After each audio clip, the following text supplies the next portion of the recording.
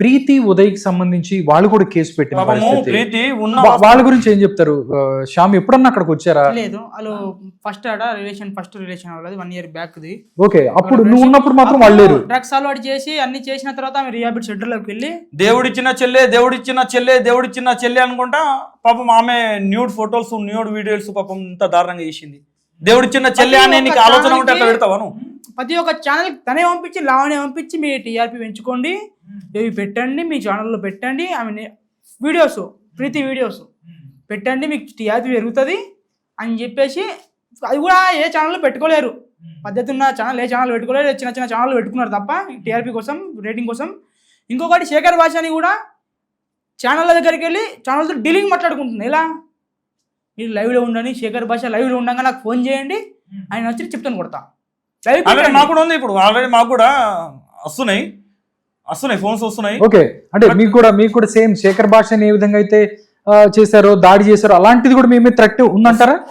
వస్తుంది, కానీ వాళ్ళు నిజాయితీగా ఫోన్ చేస్తున్నారా లేదా అని తెలియదు. ఒక 4 ఛానల్ వాళ్ళు ఫోన్ చేశారు, వాళ్ళు నిజాయితీగా ఫోన్ చేస్తున్నారా? ఇంకొక విషయం ఏంటంటే నిజాయితీగా ఫోన్ చేస్తే నా నెంబర్కి ఫోన్ చేయాలి, ఎందుకంటే పబ్లిష్ అయితే నా నెంబర్. అవును, నా నెంబర్కి చేస్తున్నారు. వీడి నెంబర్కి వచ్చింది, వీడి నెంబర్కి వచ్చిందంటే అర్థమైంది వీడి నెంబర్ ఉన్నదల్లా లావణ్య వాళ్ళ దగ్గర ఉంటుంది, ఆమె దగ్గరనే ఉన్నది. అక్కడ నిజాయితీగా ఫోన్ చేసి ఉండుంటే వీడి నెంబర్ ఎక్కడ పబ్లిష్ అవ్వలేదు, ఎక్కడ లేదు. వీడి నెంబర్ వచ్చింది అని అంటే అర్థమైపోయింది వాళ్ళు కావాలని ప్లాన్ చేస్తున్నారు. నువ్వు ప్లాన్ చేసినామో తొక్కుతా. నేను మస్తాన్ సాయి అన్న శేఖర్ భాష అన్న లెక్క కాదు, నేను అట్లా కాదు. నేను ఒకటి అది మీరు ఇక్కడి నుంచి కూడా మీరు ఎలా ఏంటి అనేది కూడా మనం చూస్తే ఎలా ముందుకు వెళ్ళబోతున్నారు అసలు? మీకు ఇక్కడతో మీరు ఆగుతారా, లేకపోతే ఆమె సంస్కారం నేర్చుకున్న దాకా, ఆమె పద్ధతిగా బతికిన దాకా, ఇజ్జత్ తోటి బతికిన దాకా, మనిషికనే ఇజ్జత్ అనేది మెయిన్ ఇంపార్టెంట్. అంతే కదన్న, ఒక మనిషి దేనికి భయపడతాడు? పరువుకు భయపడతాడు. అరే నాకున్నటువంటి పేరు అది మొత్తం డ్యామేజ్ కాకుండా నేను ఒక పద్ధతిగా ఉండాలన్న ఆలోచనతో ఎవరు కూడా ఉండాలి. ఆడైనా మగైనా చిన్నైనా పెద్దైనా ముసైనా ముతకైనా ఎవ్వరు కూడా పరువు కోసం బతుకుతారు. మన ఒకతను మహారాష్ట్ర ఏదో ఎక్కడో స్టేట్ నుంచి మన హైదరాబాద్కి పని కోసం వచ్చిండు. ఆయన 70-75 years ఉంటుంది, ఓల్డ్ మ్యాన్, పాప ముసైనా. ఆమె అడుక్కోవడం ఆయనకి నచ్చక, ఆయన మనసాక్షి ఆయన నచ్చక ఇక్కడ నుంచి 700-800 kilometers నడుచుకుంటూ వెళ్ళిండు ఆయన. 700-800 kilometers నడుచుకుంటూ వెళ్ళిండు ఆయన. అలాంటి ఉంటుంది ఇక సెల్ఫ్ రెస్పెక్ట్ అనేది, సెల్ఫ్ రెస్పెక్ట్ ఉంటుంది కొంచెం. దాంతో బతుకు మంచిగా ఉండు, సానుభూతి తీసుకొని మంచిగా ఉండు. నువ్వు వాళ్ళ నీళ్ళని మోసం చేస్తా అని చెప్పేసి నేను నోటికి వచ్చినట్టు ఎవరిని పడితే వాళ్ళని మాట్లాడేస్తా, నేను తోపు తుడుము అని చెప్పేసి ఎప్పుడైతే ఆమె ఇవన్నీ వదిలిపెట్టేసుకొని పర్ఫెక్ట్గా ఉంటుందో అప్పటి వరకు మాత్రం ఉంటుంది కదా. శ్యామ్, ఒకటి అక్కడే, ఎందుకంటే నువ్వు కూడా యూత్, నీకు కూడా మంచి ఫ్యూచర్ ఉంది. నువ్వు కూడా అక్కడ వదిలేసి వచ్చేసావు కదా, అక్కడ వదిలేసి వచ్చేసావు, అయిపోయింది గొడవ ఏదో అయిపోయింది. ఇక్కడి నుంచన్నా నువ్వు నీట్గా మీరు ఒక జాగ్రత్తగా నీ కెరీర్ మీద కానీ వీటి మీద కానీ చేసి ముందుకెళ్తారా? ఎలా ముందుకు ఫర్దర్గా నువ్వు ఎలా ముందుకెళ్తావు? అంటే ఏమే కోసమని మా ఫ్యూచర్ని వదిలిపెట్టేసుకోము, అంతే కదా. బట్ ఒకవేళ సమయం ఉన్నప్పుడు ఇట్లా వస్తాం. ఓకే, ఒకవేళ మీకు ఏదన్నా థ్రెటనింగ్ కానీ లేకపోతే మిమ్మల్ని బెదిరించడం అలాంటిది ఏదైనా చేస్తే మాత్రం మాట్లాడతారు. అది ఈడి దాకా రావాలా అంటే ఫస్ట్ నన్ను దాటాలి. ఆ థ్రెట్ అది లావణ్యానా ఎవరైనా ఈ నీడని టచ్ చేయాలంటే ఫస్ట్ ఈ నీడని దాటిన తర్వాతనే వాడిని టచ్ చేయాలి.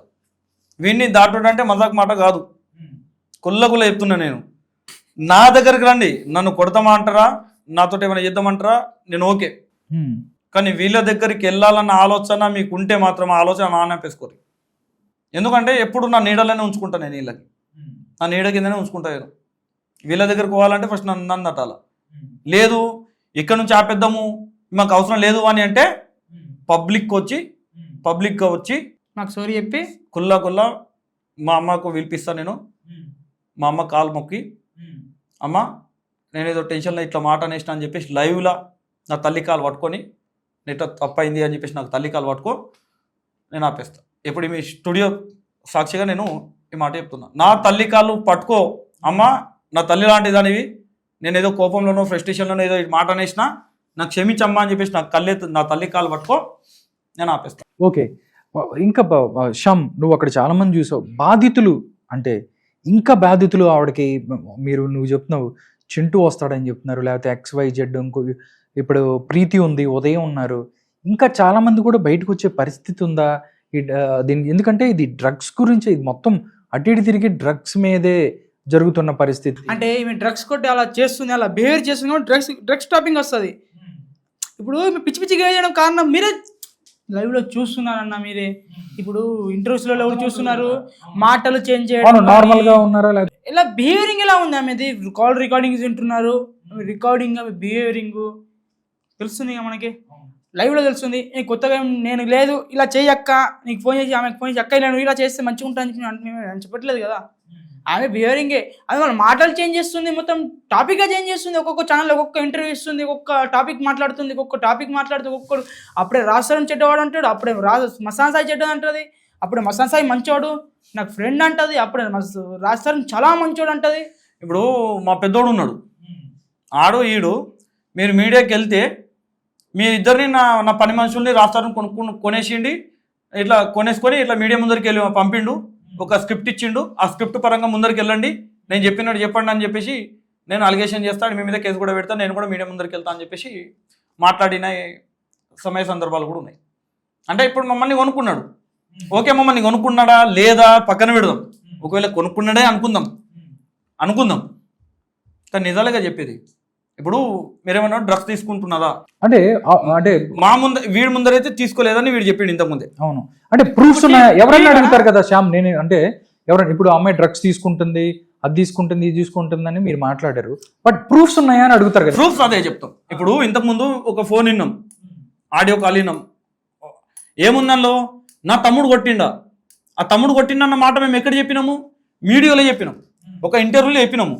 అదే ఇంటర్వ్యూలో డ్రగ్స్ వాడుతుంది, ఇంజెక్షన్స్ వాడుతుంది, గంజాయి వాడుతుంది, ఇంకేదో చేస్తుంది, ఏమో ఉన్న విషయాలు మొత్తం చెప్పినప్పుడు ఆ సబ్జెక్ట్ మొత్తం వదిలిపెట్టేసుకొని మా తమ్ముడు కొట్టిండా అని ఒకటే మాట, మా దానికి ప్రూఫ్స్ అదే ఆమె నోటితో ఒప్పుకున్నది. మళ్ళా ప్రతి విషయంలో నేను గంజా ఇచ్చిన పక్కకు పెట్టండి, ఆమె ముందు నుంచి అలవాటు ఉంది.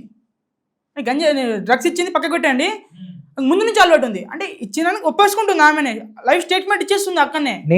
నేను డ్రగ్స్ ఇవ్వడానికి ముందే ఆవిడకి అలవాటు ఉంది అంటే ఇచ్చేసినావు గాను, అంటే ఆల్రెడీ నువ్వు ఇచ్చాను ఒప్పుకున్నావు అని చెప్పి. ఇక్కడ మా తమ్ముడు కొట్టిండా, నిజంగా చెప్పు, కొట్టిండు ఎందుకు కొట్టిండు, ఆ రికార్డింగ్ విను, ఓకే అంటే ఒప్పుకున్నదిగా, అంతే కదా. లేదు అని చెప్పి గట్టిగా వాదిస్తుండేగా. ఇప్పుడు నాతో ఎంత గట్టిగా మాట్లాడింది, కొట్టిస్తావా నీ కాల్చు, నాకు నచ్చలేదు. మీరు నా కాల్చు నాకడేది కాదు, అంత పెద్ద మాటలు వద్దమ్మా, వేరే మాట్లాడండి, ఇక వేరేది ఏదైనా ఛాలెంజ్ తీసుకుందాం అని నేను ఆ మాట అంటే నీ పెద్దరికం సరిపోదట, నీ పెద్దరికం నా పెద్దరికంకు ఆ సంబంధానికి సంబంధం ఏమున్నది? ఆ సంబంధానికి ఇప్పుడు కొట్టిండా లేదా ప్రూవ్ చేస్తే ఎట్లా అని అంటే, కొట్టిండని ప్రూవ్ చేస్తే ఎట్లా అని అంటే, ఆ ప్రూవ్ చెప్పాలంటే నీ పెద్దరికం సరిపోదట. దానికి దీనికి ఇంకే నేను ఆ మాట మాట్లాడేటప్పుడు నువ్వు అమ్మ కుట్టినావుగా అని చెప్పేసి అంటది. అరే అమ్మ ఎందుకు వచ్చింది మధ్యలో? ఆడెవడో పేరు అడిగితే నీ అమ్మమ్మ కూడా అంటది. అసలు ఏం మాట్లాడుతున్నావు, కొంచెం బంద్ చేసేసుకో. ఇప్పుడు ఆమె అంటున్నది, ఇప్పుడు మీరు కూడా ఒక మాట అన్నారు, ఆమె వాడుతుందా అని చెప్పేసి. నేను తీసుకుపోదాం చెకప్కు, ఇప్పుడే చెకప్కు తీసుకెళ్దాము, మేము పెట్టుకుంటాం డబ్బులు, నా ఫోన్ అమ్మేసుకొని నేను పెడతా డబ్బులు, లేదంటే మీలాంటి వాళ్ళ దగ్గర బెగ్గింగ్ చేసేసుకొని నేను పెట్టుకుంటా డబ్బులు. ఒకవేళ వెళ్ళదు అని అంటే, వెళ్ళలేదు అనుకుందాం, టెస్ట్ వెళ్ళలేదు అనుకుందాం, ఆమె ఏం చెప్తుందో దానికి నేను సిద్ధం. ఓకే, లావణ్య డ్రగ్ టెస్ట్ కి రెడీ అని అడుగుతున్నాను. అంతే, నువ్వు రెడీయా? ఒకవేళ రిపోర్ట్లో టెస్ట్లో ఏమి వెళ్ళలేదా, నీ ఇష్టం, నువ్వు నన్ను ఏం చేస్తావు అది, నీ పరువు తీసినా అని చెప్పేసి నా మీద దానికి ఏమంటారా అన్న, పరువు నష్ట దాబా వేస్తావా?